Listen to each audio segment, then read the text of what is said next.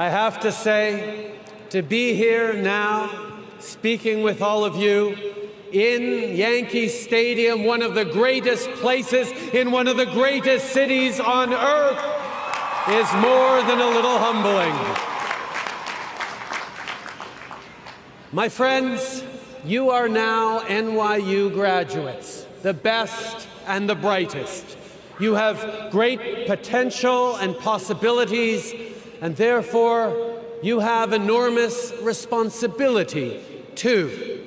So today, I'd like to talk about the nature of both those things, and I'd like to offer you a challenge, one that I think is essential for your future success as individuals and as the leaders that you are becoming. Among the many things I admire about NYU is that about a fifth of the students are international.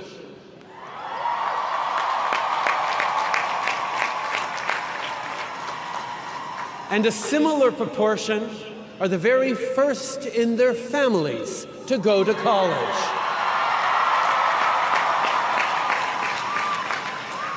This group is truly diverse in every possible way, and I think that is an extraordinarily valuable and important thing.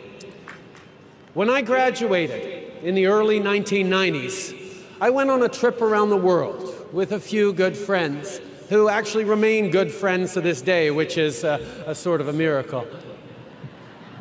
We trekked and traveled, mostly overland, from Europe to Africa to Asia, and that remains one of the great formative experiences of my life. It was an amazing adventure.